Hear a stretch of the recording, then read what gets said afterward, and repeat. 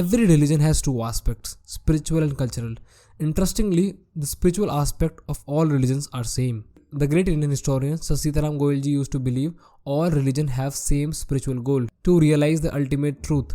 But if all religions are same, why there is a conflict? What causes the problem between them? Let's discuss this in this episode of Sabha. My name is Deepanshu. Let's begin. गौरव बैठो बेटा, बहुत कुछ समझना है जिंदगी में.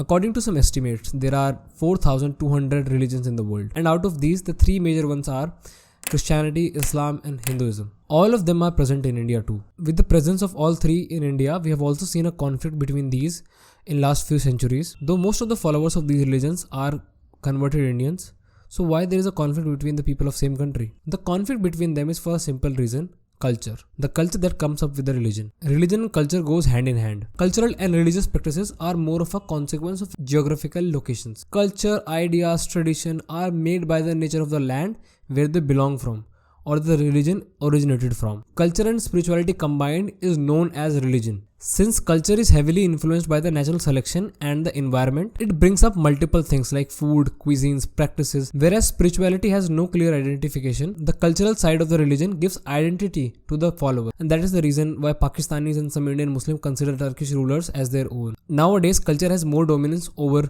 spiritual side of any religious discourse or groups. This is the mere fact that has been undermined by almost everyone who says anyone can follow any religion, which is absolutely absurd and garbage. Anyone can follow the spiritual side of any religion, but not the religion itself. Religion originated in the different geography will only bring destruction to the converted land. Like what is happening in Pakistan and Bangladesh is a clear example of this. Only the religions like Hinduism and Buddhism, which focus more on the spiritual side of the practices, can work well in this situation. But religion with strict laws from a originated land can only bring destruction to the converted land. The strict laws might work well in the originated land, but there is no surety that they will work same in the converted land as well. Considering some practices which are must in the geographical locations like Middle East can't be followed in a different geography like India. In the early era of Christianity in Europe, Christian has to combine their faith with the local traditions of that time's pagan of Europe. That's why Christianity in Middle East is really different from Christianity in Europe.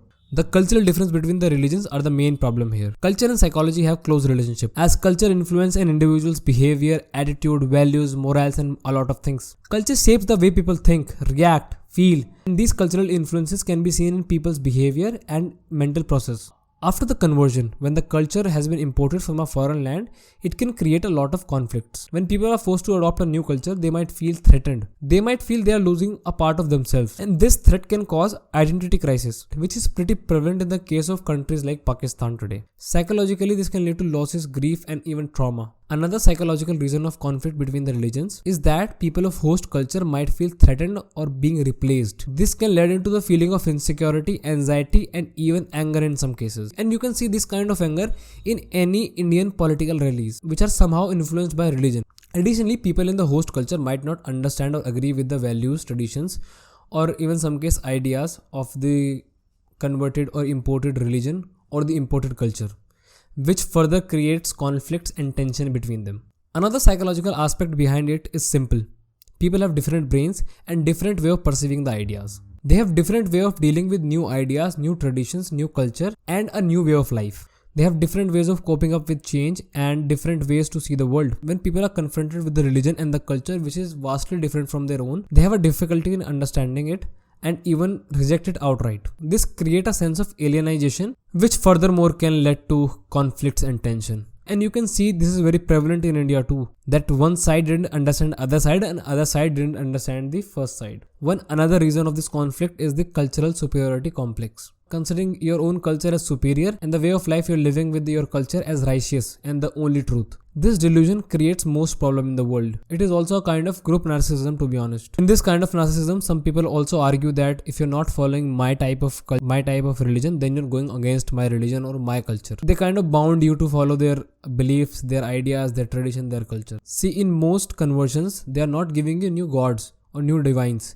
They are just giving you new culture and a new way of life. In my conversation with multiple converted Christians in India, I have seen that their idea of God didn't change, but the way that they used to celebrate the God has changed a little bit. They are worshipping divine with the same feeling. They just change the prasad with the cakes and similar things. And that's why you can also type bhajan type music of Jesus in India only. To conclude, the conflict arises only because of the cultural aspect of the religions, and this can be easily solved by stopping the conversions. The land rules the mentality of the people. Changing the culture, changing the mentality can only cause problems to the land as well as to the people of the native land. Respect the land and respect the culture of the land as well. This is it for this video. If you like it, share, like, follow, subscribe. I'll see you in the next one.